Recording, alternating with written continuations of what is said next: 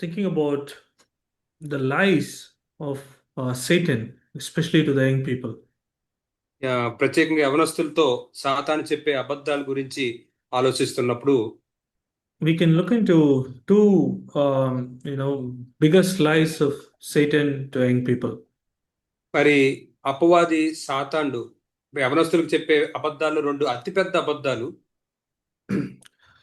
We read about Satan that that he's the father of all lies. He's a liar and father of all lies. తను ఒక అబద్ధికుడు, అలాగే అబద్ధాలు చెప్పే వాళ్ళందరికీ తండ్రి అని సాతాను గురించి మనకు తెలుసు. That's in John 8:44. అది యోహాను సువార్త 8:14 ఉంది. He's a liar and father of all lies. తను అబద్ధాలు చెప్తాడు, అబద్ధికుడు, అలాగే అబద్ధాలకు చెప్పేవాడికి తండ్రి. He's the liar from the beginning. ఆది నుండి తను అబద్ధాలు చెప్పువాడే. If we read in Acts 5, we read about Ananias. We don't need to turn there. It's a very familiar passage. అపోస్తుల కార్యాలు 5వ అధ్యాయం కనుక మనం చూస్తే మనం తీయక్కర్లేదు, కానీ మనకు బాగా తెలిసిన భాగమే అది. Ananias, came to the temple, and Peter asked this question: why has Satan filled your heart to lie to the Holy Spirit? అయితే అననీయ అక్కడ ఆలయానికి వచ్చాడు. అప్పుడు పేతురు పరిశుద్ధాత్మను బట్టి ఇలా అడుగుతున్నాడు, ఎందుకని సాతాండు నువ్వు పరిశుద్ధాత్మకి అబద్ధం చెప్పేటట్టుగా నిన్ను మోసపరిచాడు? So Satan filled the heart of Ananias to lie. మరి సాతాండు అననీయ యొక్క ఆత్మని అబద్ధం చెప్పేటట్టుగా నింపాడు. So which means Ananias have been listening to the lie of the Satan and let his heart be filled with the lie. మరి అననీయ ఇక్కడ అపవాది చెప్పే సాతాను చెప్పే అబద్ధాన్ని అలా వింటూ వింటూ అనుమతించాడు కాబట్టి దాంతో నిండిపోయాడు. He didn't resist the lie. He was listening to the lie. అబద్ధాన్ని తను తృణీకరించలేదు, అబద్ధాన్ని వింటూనే ఉన్నాడు. We read about Jesus, how he resisted Satan. యేసయ్య సాతాన్ని ఎలా ఎదిరించాడో దాని గురించి మనం చదువుతాం. In Matthew 4:3, we read that one of the questions Satan asked Jesus is, if you are a son of God. మత్తయి సువార్త 4:3 కనుక మనం చూస్తే యేసయ్యని ఇలా అడుగుతూ ఉన్నాడు, ఏమనంటే నీవు దేవుని కుమారుడు అయితే. That's a lie. That's a doubt that Satan wants to bring to even Jesus. అది ఒక అబద్ధం, అది ఒక సందేహం. ఆ యేసయ్యకు కూడా అది తీసుకురావడానికి సాతాను ప్రయత్నించాడు. Are you the son of God? If you are the son of God. నువ్వు దేవుని కుమారుడువా? నువ్వు దేవుని కుమారుడు అయితే. This voice was there. This temptation was there for Jesus even till the end. Even on the cross, we read there that people, asking, the thieves asking, are you the son of God? If you're the son of God, come down. If you're the son of God, do this, do that. మరి ఈ యొక్క స్వరం, ఈ యొక్క అబద్ధం అలాగే యేసు యొక్క జీవితంలో అక్కడ మాత్రమే కాకుండా ఆయన సెలవు మీద వచ్చిన సమయాన్ని వరకు కూడా అక్కడ ఉన్న వాళ్ళు దొంగలు వాళ్ళందరూ అడుగుతున్నారు, నువ్వు దేవుని కుమారుడు అయితే, నువ్వు దేవుని కుమారుడు అయితే అని చెప్తున్నారు. Matthew 4:3, we read about this, that Satan comes to Jesus and asks, if you are the son of God. మత్తయి సువార్త 4:3 దీని గురించి మనం చదువుతాం. సాతానుడు యేసు దగ్గరికి వచ్చి అడుగుతాడు అన్నమాట, నువ్వు దేవుని కుమారుడు అయితే. But the truth is just a few verses above that is the truth. అయితే సత్యం ఆ వచనానికి కొన్ని వచనాల ముందే ఉంది. Just a few verses. కొన్ని వచనాల ముందే. Just 40 days ago. 40 రోజుల ముందు. That's the truth. అదే సత్యం ఇక్కడ. 3:17. Matthew 3:17. మత్తయి సువార్త 3:17. And behold, a voice out of heaven said, this is my beloved son, in whom I am well pleased. ఇదిగో ఈయనే నా ప్రియ కుమారుడు, ఈయన యందు నేను ఆనందించుచున్నాను అనే ఒక శబ్దం ఆకాశం నుండి వచ్చెను. We're thinking of the life of Jesus. This is the truth. Jesus heard the voice from heaven saying, this is my beloved son, you are my beloved son, I am well pleased with you. మనం యేసయ్య యొక్క జీవితాన్ని గురించి చూస్తూ ఉన్నాం. అయితే యేసయ్య ఆ స్వరాన్ని చాలా స్పష్టంగా విన్నాడు. అక్కడ సత్యం చెప్పబడుతుంది, ఏమనంటే నీవు నా కుమారుడువు, నిన్ను బట్టి నేను ఆనందిస్తూ ఉన్నాను. In just 40 days time, and just after a few verses, Satan is coming and saying, are you the son of God? If you're the son of God, do this. అయితే 40 రోజుల సమయంలో మరలా కొన్ని వచనాల తర్వాత మనం చూస్తున్నాం, సాతానుడు వచ్చి యేసయ్యతో అంటున్నాడు, నువ్వు దేవుని కుమారుడు అయితే, నువ్వు దేవుని కుమారుడు అయితే అని అంటున్నాడు. That's the same tactics that he uses against young people. అదే కుయుక్తిని యవనస్తుల మీద కూడా ఆ పన్నాగాన్ని సాతానుడు ఉపయోగిస్తూ ఉంటాడు. If we start to listen to his lies, our heart will be filled with his lies. మనం తను చెప్పే అబద్ధాలను వింటూ ఉంటే మన హృదయం అంతా అబద్ధాలతో నిండిపోతుంది. We should resist the thought or the lie that comes from devil. మనం ఆ యొక్క సాతాను నుంచి వస్తున్న ఆ తలంపుని, అబద్ధానికి సంబంధించిన తలంపుని మనం ఎదిరించాలి.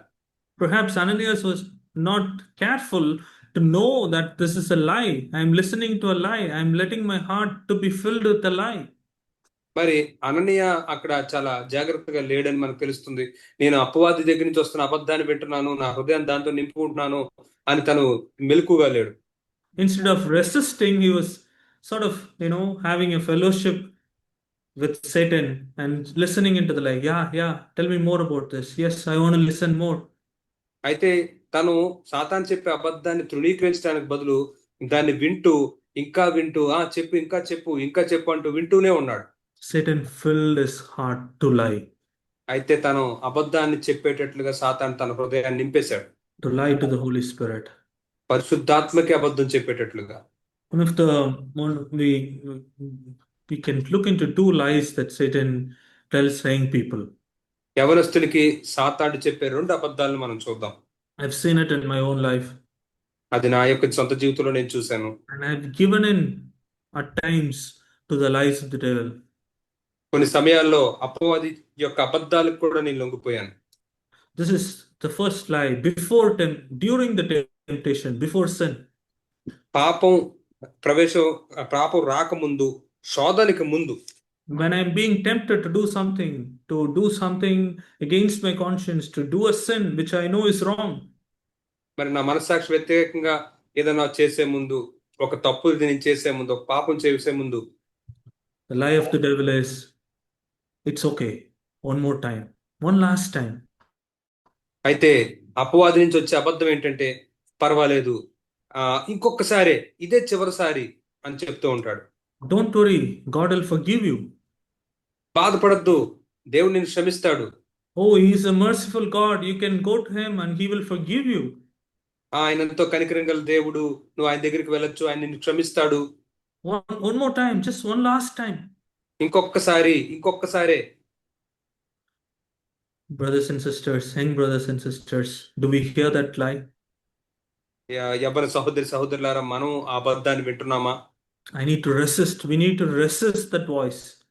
మనం ఆ స్వరాన్ని ఎదిరించాలి. We should call that out as a lie and say you're a liar. దాన్ని అబద్ధం అని పిలిచి నువ్వు అబద్ధికుడువు అని పిలవాలి. I should not have fellowship with that thought and say, yes, he will forgive me. One last time, this is the last time, I will never again do this. If I give in, Satan will fill my heart.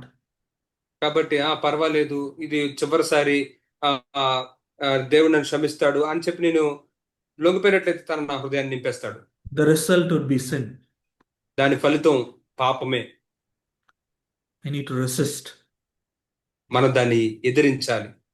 If Satan says, one last time, it's okay, God will forgive you, I need to say, no, I won't do this, I will resist. అయితే అపవాది మీతో ఇది చివరిసారి, ఇది ఒకసారే కదా అని చెప్పినప్పుడు, లేదు నేను చేయను, నేను ఎదిరిస్తాను అని చెప్పాలి. 1 John 2:1. యోహాను రాసిన మొదటి పత్రిక 2వ అధ్యాయం. Satan says your sins can be forgiven. That's సాతాను చెప్ 2:2 brother. 2:2 talks about that we have forgiveness for our sins. అయితే మొదటి యోహాను 2:2 చూస్తే మన పాపములకు క్షమాపణ దొరుకుతుందని మనం ఇక్కడ చూస్తున్నాం. But we need to go back to the truth. The truth is 2:1. అయితే మనం సత్యం దగ్గరికి వెళ్ళాలి. సత్యం ఇక్కడ ఏంటంటే 2వ అధ్యాయం మొదటి వచనం. I am writing these things to you so that you may not sin. మీరు పాపం చేయకుండుటకై ఈ సంగతులను మీకు రాయిస్తున్నాను. This forgiveness of sins is perhaps someone sins. We have an advocate. అయితే ఈ ఒకవేళ పాపం చేసిన ఎడల, ఎవరైనా పాపం చేసిన నీతిమంతుడైన యేసుక్రీస్తు అను ఉత్తరవాది తండ్రి వద్ద మనకున్నాడు. We have an advocate. He will intercede for us and he will forgive our sins. It's all perhaps if I sin. That's not the main truth. That's not the focus of the truth. అయితే ఒకవేళ మన పాపంలో పడిపోతే పాపం చేస్తే మన తరపున మాట్లాడడానికి ఒకడు ఉత్తరవాది ఉన్నాడు, ఆయన మన పాపాలు క్షమిస్తాడు. ఇదంతా కూడా పాపంలో పడిపోతేనే, కానీ అది సత్యం కాదు. That's the truth that is applicable after I sin, if I fall. ఇది నేను పడిపోయిన తర్వాత అన్వయించబడే సత్యం ఇది. That's not the main truth. The main truth is that I may not sin. అయితే ఇక్కడ ప్రధానమైన సత్యం ఏంటంటే, నేను పాపము చేయకుండుటకై. That's the truth. I need to resist Satan and come back to the truth. The truth is that, Lord, I won't sin since I am under grace. కాబట్టి మనం సాతాన్ని ఎదిరించి సత్యం దగ్గరికి రావాలి. ప్రభువా, నేను కృప కింద ఉన్నాను కనుక నేను పాపం చెయ్యను అని చెప్పాలి. Lord, I want to be under the grace. ప్రభువా, నేను కృప కిందే ఉండాలనుకుంటున్నాను. I want to resist. I need to resist the devil. నేను అపవాదిని ఎదిరిస్తూ ఉన్నాను. The flesh, on the other hand, likes the lie of the devil. అయితే మరో ప్రక్క మనకున్న ఈ మాంసం సాతాని యొక్క అబద్ధాన్ని ఇష్టపడుతూ ఉంటుంది. Oh, it's okay. One more time. It sounds good. ఇంకొకసారే కదా, పర్వాలేదు అనేది వినడానికి చాలా బాగుంటుంది. I need to be, careful and know and recognize this is the voice of the devil. కాబట్టి నేను చాలా జాగ్రత్తగా ఉండి ఇది అపవాది యొక్క స్వరం అని నేను గుర్తించాలి. Because if I continue to listen, it's not the last time. Next time he will come and say the same thing. It's the last time, one more time. నేను ఒకవేళ వింటూ ఉంటే గనక అది చివరిసారి కాదు, మరలా ఇంకోసారి వచ్చి మళ్ళీ అలాగే చెప్తాడు. If I continue that path of listening to him, we read in 1 John 3:8, there is a danger there. అయితే మనం తను చెప్పేది అలా వింటూ ఉంటే, మన యోహాను సువార్త 1 యోహాను 3:3 మనం చూస్తాం, అక్కడ ఒక ప్రమాదం ఉంది. One who practices sin is of devil. 1 John 3:8. 3:8 పాపము చేయువాడు అపవాది సంబంధి. You see there, what's the difference between 1 John 2:1 and 2 and 3:8? చూడండి, ఇక్కడ 1 యోహాను 2:1 3:8 మధ్య ఉన్న వ్యత్యాసాన్ని చూడండి. When someone sins, we have forgiveness on. That's 1 John 2:1 and 2. ఎవరైనా పాపం చేసినట్లయితే మనకి క్షమాపణ ఉంటుంది. 1 యోహాను 2:2 వాటి ప్రకారం. 1 John 3:8 says if someone is practicing sin, he is of devil. అయితే 1 యోహాను 3:8 చెప్తుంది అంటే ఎవరైనా పాపం చేస్తూ ఉంటే అతను అపవాది సంబంధి అని ఉంది. So what is the difference there? మరి ఇక్కడ ఉన్న వ్యత్యాసం ఏంటి? Practice. పాపం చేస్తూ ఉంటే. In English it says practice. I'm not sure if there is in Tamil it's the same thing on both verses, but in English it clearly says one who sins and one who practices sin. అయితే పాపం చేయువాడు, పాపముని అభ్యసించువాడు అంటే కొనసాగిస్తూ ఉండువాడు. What are the terms that we use practice generally? Perhaps a practicing doctor versus a doctor who had studied medicine. అయితే ఈ విధంగా మనం దాన్ని అర్థం చేసుకోవచ్చు. ఏంటంటే మెడిసిన్ చదివిన డాక్టర్ ఉన్నారు, లేదా ఇప్పుడు డాక్టర్ గా పనిచేస్తున్న వ్యక్తి ఉన్నాడు. There's a difference between who had studied medicine and who practices as a doctor. మరి మెడిసిన్ చదివిన వ్యక్తికి, డాక్టర్ గా అనుభవం ఉన్న వ్యక్తికి మధ్యలో తేడా ఉంది. This is how I understand. I go to church and young boys are playing volleyball. Immediately I'll be happy to join in to play. దీన్ని ఇలా అర్థం చేసుకుంటాను. నేను చర్చ్కి వెళ్ళినప్పుడు యవనస్తులు అక్కడ వాలీబాల్ ఆడుతుంటే వెంటనే వెళ్ళి నేను వాళ్ళతో కలిసి ఆడతాను. Can I call that as that I am practicing volleyball? దాన్ని నేను ఏదో వాలీబాల్ ని నేను ప్రాక్టీస్ చేస్తున్నాను అని చెప్పగలనా? No, they were playing. I just happened to play. ఏదో వాళ్ళు ఆడుతూ ఉంటే నేను కూడా వెళ్ళేది వాళ్ళు ఆడేసాను అంతే. But on the other hand, every day at 6 p.m. I take my cricket kit and I take my cricket shoes, I take my cricket pads and I go to an academy to learn cricket.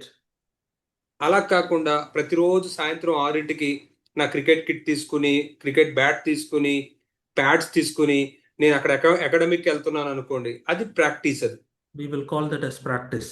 దాన్ని మనం అభ్యసించడం, practice అని పిలుస్తాం. I believe you understand the difference between falling into sin and practicing sin.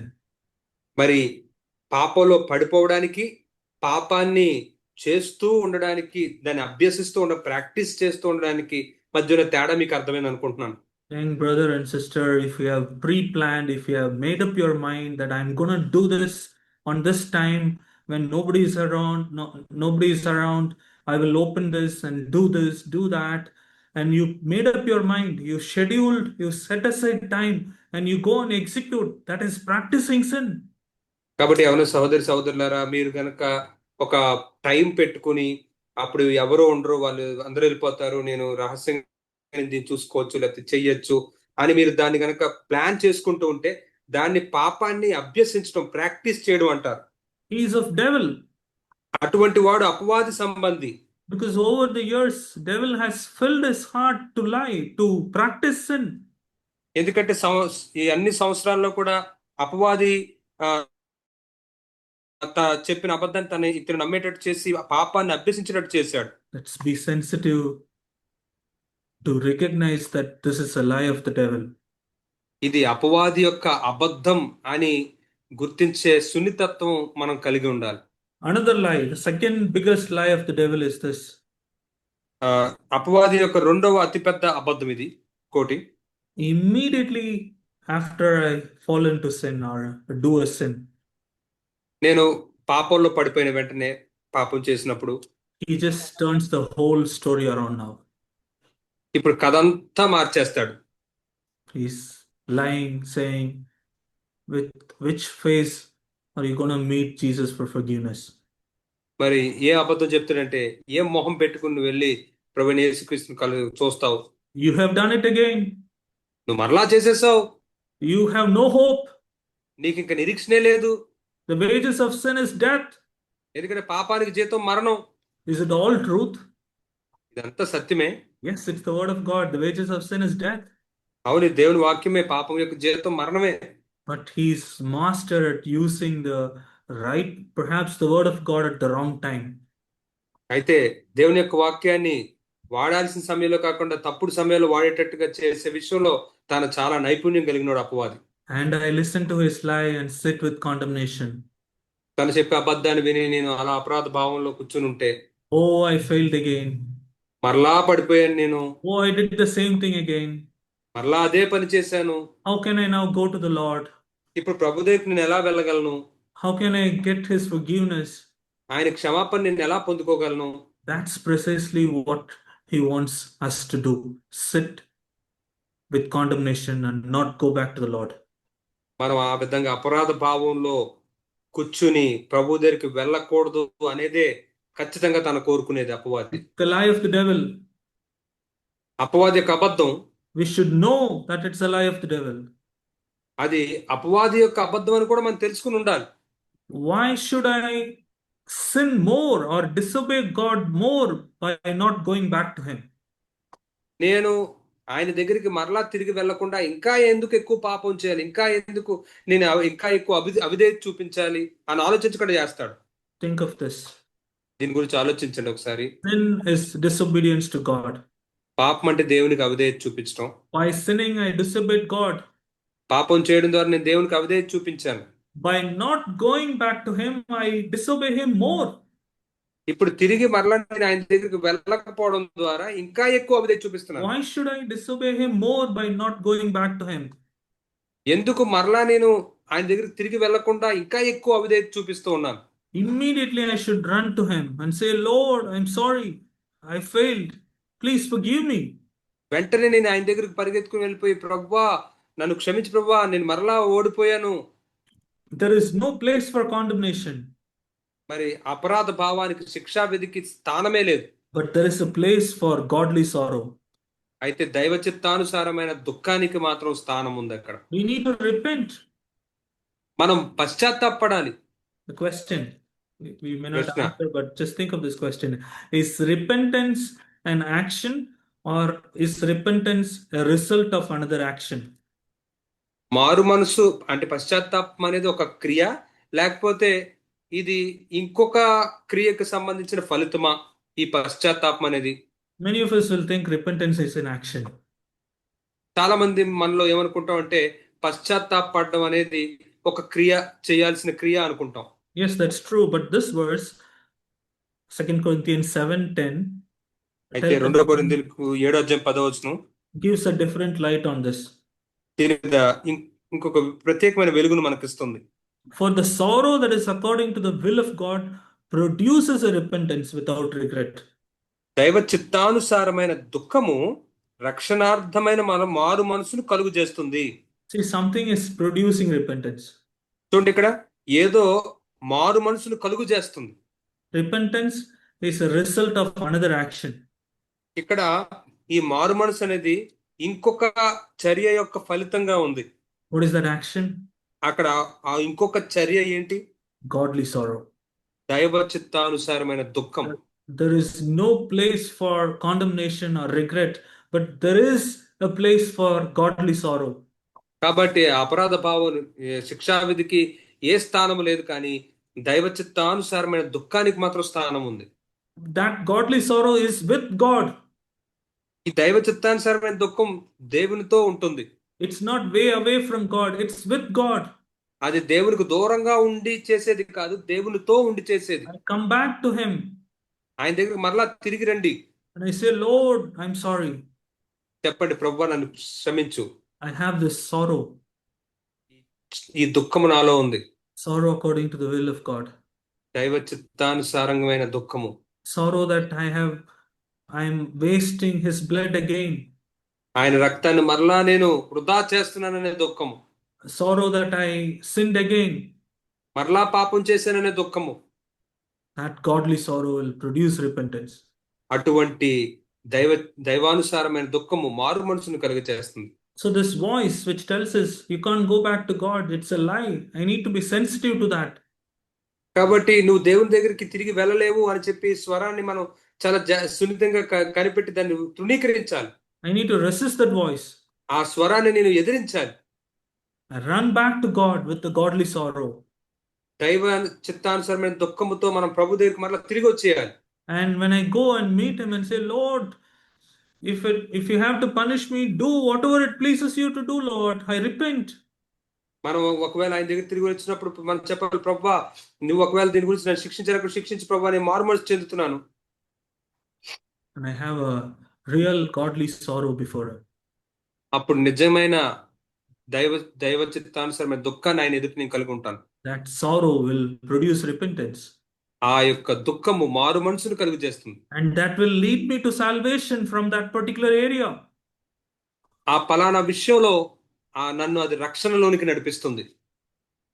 Am I still defeated in the same area and there is no salvation in that particular area? నేను ఇంకా ఆ పలానా ఒక విషయంలోనే ఓడించబడుతూ రక్షణ లేనివాడిగా ఉన్నాను ఆ విషయంలో. Because I sin and give in to condemnation. ఎందుకంటే నేను పాపం చేసి అపరాధ భావంలోకి వెళ్ళిపోయాను. The problem with condemnation is it will not lead me to repentance. ఈ అపరాధ భావం ఏం చేస్తుందంటే నన్ను మారు మనసులోనికి నడిపించదు. The condemnation will go away soon. ఈ యొక్క శిక్షా విధి అలా త్వరగా పోతుంది. And again I listen to the lie of the devil to do it one more time. అప్పుడు ఏమవుతుందంటే మరలా నేను సాతాను చెప్పే అబద్ధాన్ని నేను విని ఇంకొకసారి చేయడానికి వెళ్తాను. Because there is no repentance. ఎందుకంటే అక్కడ మారు మనసు లేదు గనక. But the godly sorrow will produce repentance. కానీ దైవ చిత్తానుసారమైన దుఃఖం మాత్రం మారు మనసును కలుగు చేస్తుంది. For that I need to come back to God. దానికోసం నేను ప్రభు దగ్గరికి తిరిగి రావాలి. I want to close with this verse from Hebrews 8. Hebrews 8:12 brother. Yeah, brother. హీబ్రూయులకు రాసిన పత్రిక 8:12 నేను ముగించాలనుకుంటున్నాను. The lie of the devil is to tell me again you have done it, again you have done it, again you have done it. అపవాది యొక్క అబద్ధం ఏంటంటే మరలా నువ్వు చేసావు, మరలా నువ్వు చేసావు, మరలా నువ్వు చేసావు అని చెప్తాడు. I remember praying to the Lord like this, Lord, again I failed you, again I did the same thing. ఇలా ప్రార్థన చేయడం నాకు జ్ఞాపకం ఉంది దేవునికి, ప్రభువా నేను మరలా పాపం చేశాను, మరలా నేను నిన్ను బాధ పెట్టాను. And this is what the Lord asked me again. అప్పుడు మా ప్రభు నన్ను ఇదే అడిగాడు, మరలానా? What do you mean by again? మరలా అంటే నీ అర్థం ఏంటి? Lord, I did this last week and I've done that again today. ప్రభువా గత వారం ఇది చేశాను, మరలా ఈ రోజు కూడా నేను ఇది చేశాను. The Lord reminded me this verse. కానీ ప్రభువు నాకు ఈ వచనాన్ని జ్ఞాపకం చేశాడు. I will be merciful to their iniquities and I will remember their sins no more. నేను వారి దోషముల విషయమై దయ కలిగి వారి పాపములను ఇకను ఎన్నడూను జ్ఞాపకం చేసుకోను. Is it real? ఇది నిజమేనా? The sense that I confessed to the Lord and He forgave me last week and He doesn't remember it? ఏంటి, నేను దేవుని దగ్గర ఒప్పుకున్న పాపాలు, గత వారం చేసిన పాపం ఆయన దగ్గర ఒప్పుకున్నది, ఆయన నన్ను క్షమించాడు, ఆయన మరలా దాన్ని జ్ఞాపకం చేసుకోడా? I wouldn't believe if it is not written in Hebrews 8:12. ఇక్కడ హెబ్రీయుల రాసిన పత్రిక 8:12 అది రాయబడి పోయి ఉండుంటే నేను నమ్ముండేవాడిని కాదు. But that's my God. కానీ నా దేవుడు అటువంటి వాడు. That's our God. మన దేవుడు అటువంటి వాడు. It broke my heart to see His love. ఆయన ప్రేమని చూచుటకు నా హృదయం పగిలిపోయింది. It did not, push me to a life where I sin more. But on the other hand, Lord, you're so loving. You forgave my sins and you don't remember it anymore. ఇది నన్ను మరలా ఏదో పాపం చేయడానికి జీవించే జీవితంలోకి నడిపించట్లేదు, కానీ ప్రభువా నువ్వు నన్ను ఎంతగానో ప్రేమించావు ప్రభువా, నేను మరలా పాపం చేయదలుచుకోవట్లేదు ప్రభువా. As young people, let us know the schemes or the lies of the devil and resist him. కాబట్టి యవన సహోదరి సహోదరులారా, దయచేసి అపవాది యొక్క అబద్ధాలని, కుయుక్తుల్ని మనం తెలుసుకుని దాన్ని ఎదిరించాలి. And not give in to his lies. తన అబద్ధాలకు మనం లొంగిపోకూడదు. May God help each of us. మనలో ప్రతి ఒక్కరికి ప్రభు సహాయం చేయను గాక. Amen. ఆమేన్.